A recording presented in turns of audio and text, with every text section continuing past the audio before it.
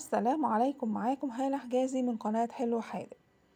احنا النهاردة عملنا عيش البرجر بطريقة سهلة جدا وبسيطة وكمان اقتصادية. من نص كيلو دقيق عملت 14 قطعة، 14 رغيف يعني. بصوا كان شكله تحفة، هش جدا وطري، كمان ما اخدش وقت مني خالص. وطبعا الكمية دي استحالة هتجيبيها من بره بالتكلفة اللي انت كلفتيها في البيت. وطبعا المكونات كلها مكونات اقتصادية جدا. لو عجبكم الفيديو ما تنسوش لايك وشير واشتراك في القناة، ويلا بينا نبدأ بسم الله. انا هنا معايا نص كيلو دقيق، ومعايا معلقة صغيرة بيكنج باودر، ومعايا باكو خميرة فورية، ومعايا ربع كوباية زيت، ومعايا 50 جرام سكر بمعدل 3 معالق كبار، ومعايا رشة ملح وكوباية مية. بس كده، اظن سهل جدا. هنحط بقى المية عليها الخميرة، طبعا المية كده لازم تبقى دافية. الخميرة وبعدين السكر، وهحط الزيت بس مش كله، يعني هحط كده نص الكمية بس، وهحط رشة الملح وهقلب كله كده مع بعضه علشان الخميرة تدوب مع السكر وتبتدي كده تتفاعل مع بعضها. وبعد كده هحط عليها الدقيق. هنخل بقى الدقيق بتاعي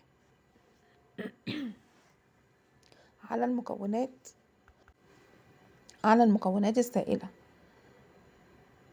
خلاص، وهحط كده بحط كده معلقة البيكنج باودر الصغيرة مع الدقيق كده وانا بنخله.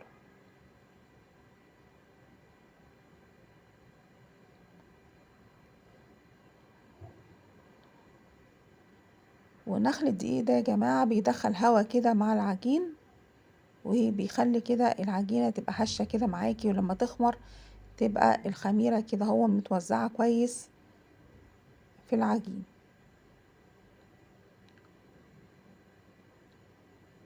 هنخله بقى بالطريقة دي كله كده، وهنبتدي نعجن. هو بيبقى عايز عجن كويس جدا يا جماعة، يعني مش اقل من 7 دقايق كده نقعد نعجن فيه لغاية اما يتشرب كل السوائل، وكمان تحصلي كده على عجينة لينة كده وطرية، وبنعجن فيها كويس عشان يبقى للعجينة كده عرق، وهو ده المطلوب. هنعجن بقى كده بالسباتيولا الاول، وبعد كده هنبتدي كده نعجن بقى بايدينا. ولو عندك عجان مفيش اي مشكلة، يعني باي طريقة ممكن تعجني بيها، بالعجان ممكن، بايديكي ممكن، مفيش حاجة هتوقفك. ومعايا كده نص كوباية او كوباية مية كده حطها جنبي، وبزود بيها العجين كل ما بيحتاج، ده غير الكوباية اللي انا حطيتها في الاول. يعني كده تقريبا النص كيلو دقيق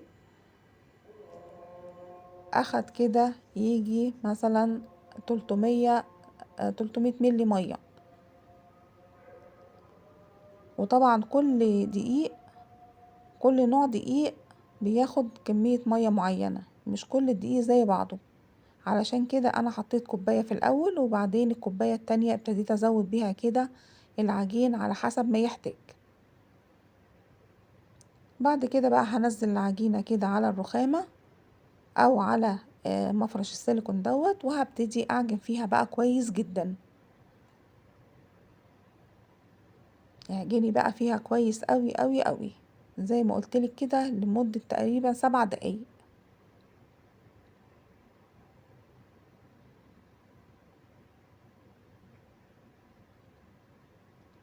خلاص، طبعا الكمية اللي انا طلعتها انا كده هاخد بقية الزيت، هحط منه معلقة كده هوت على العجين بتاعي، وهبتدي اعجن فيه تاني.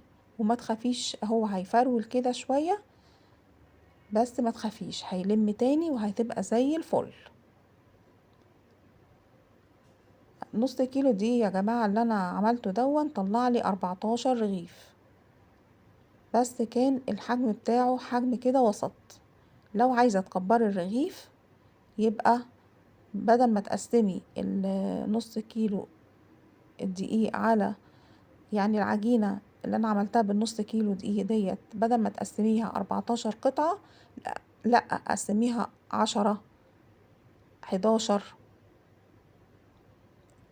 علشان يبقى الرغيف كبير. بس انا كنت عايزاه صغير مش كبير، عايزاه وسط يعني.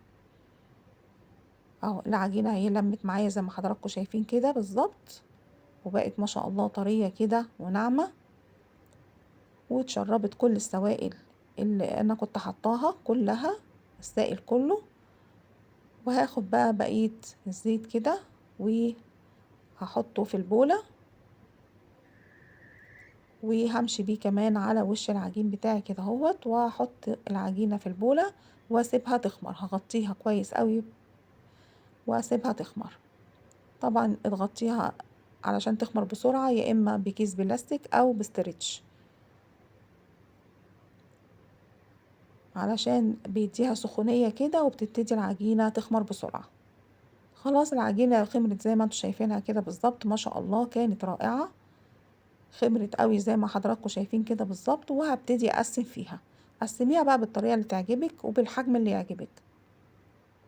انا هقسمها بالطريقة ديت عشان انا زي ما قلت لكم ما كنتش عايزة العيش كبير، انا كنت عايزاه وسط.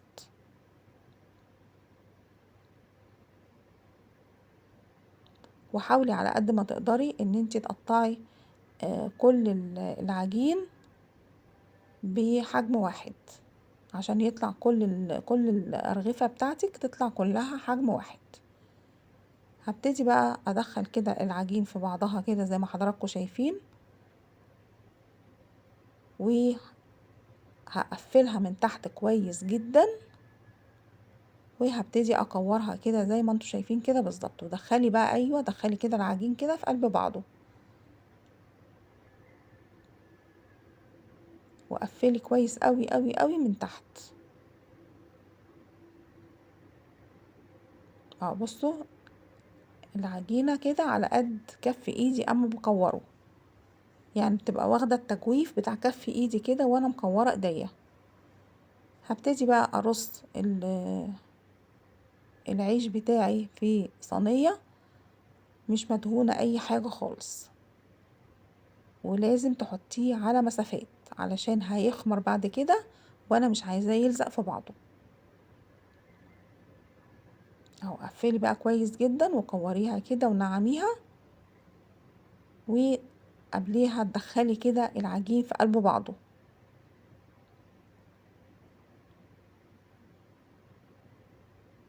وحاولي تحافظي على الحجم المتساوي.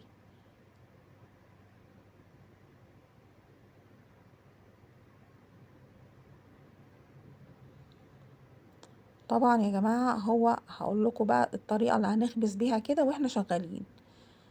اولا احنا هنسيبه في الصينية يخمر كده ويتضاعف حجمه خلاص. وفي نفس الوقت هكون مولعة الفرن ومسخناه كويس جدا، وهتسيبيه كده هو في الفرن 7 دقايق، يعني 7 8 دقايق كده على درجة حرارة 180 أو 190. ولو شفتيه ان هو اخد لون من تحت وما اخدش لون من فوق، يبقى ولعي عليه الشواية اديله كده لون خفيف من فوق خلاص، علشان تحافظي على طراوته. لو سبتيه في الفرن فترة طويلة هينشف منك وهيبقى مش حلو خالص.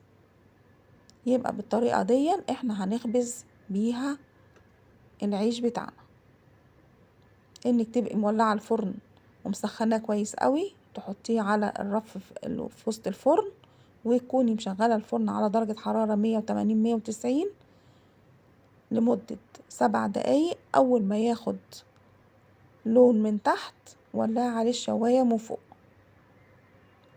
تديله كده وش كده ذهبي جميل، ويبقى محافظ على طراوته وطري كده من جوه، وتعرفي تفتحيه وتحشيه زي ما انت عاوزة. خلاص بصوا بقى، انا هضغط كده هوت على العيش بتاعي ضغطة خفيفة، مش هفرد، انا هضغط بس ضغطة كده خفيفة، وهسيبه بقى يخمر خالص ويتضاعف حجمه، وهرصه على مسافات بعيدة كده زي ما قلت لحضراتكم ان انا هرصه على مسافات بعيدة علشان لما بيخمر ما يلزقش في بعضه، لان حجمه هيتضاعف وهيبقى قد الحجم ده كده مرتين. والكلام ده وانا هبضغط عليه قبل ما يخمر، بعد ما يخمر ما تمديش ايدك عليه خالص. هو كده خمر اهو. بصوا بقى حجمه بقى عامل ازاي. هجيب بقى معلقة سكر كده واحط عليها معلقتين مية وادوبهم كويس جدا، وهبتدي ادهن الوش بتاعه علشان يديني اللون الحلو الدهبي الحلو، وكمان علشان لما احط السمسم يلزق من فوق العيش. وخلي بالك تبقى ايدك خفيفة جدا وانت بتدهني الوش، علشان هو دلوقتي منفوخ زي البالونة.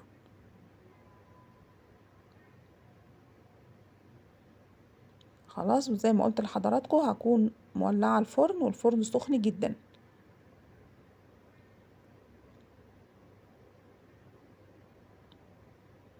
طبعا انا لو المخبز بره، المخبز يعني اللي في المحلات ما بيدهنوش وشه اي حاجة، لان هما بيبقى عندهم الفرن بتاعهم بيبقى من فوق ومن تحت ومن الجوانب ومن كل حتة، لكن انا عشان بعمله في فرن منزلي فانا طبعا ما عنديش الاوبشن ده، عشان كده بدهن الوش بتاعه من فوق. هنحط بقى عليه كده حبوب السمسم بتديله شكل وطعم حلو قوي.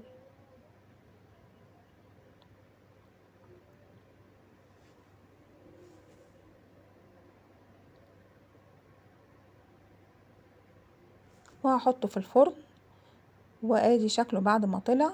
هرشه كده برشاش المية وهروح مغطياه بحتة نضيفة، وهسيبه بقى لغاية ما يبرد. وادي شكله بعد ما برد. بعد كده ممكن تحطيه في اكياس وتحطيه في الفريزر، وقت ما تحبي تستخدميه او تستخدميه في وقتها. بصوا هشش جدا وجميل جدا. لو عجبكم الفيديو ما تنسوش لايك وشير واشتراك في القناة ودعوة حلوة. وبصوا بقى شكله بعد ما فتحته من جوه، شكله رائع. بصوا هشش ازاي، في منتهى الروعة والجمال. سلام عليكم.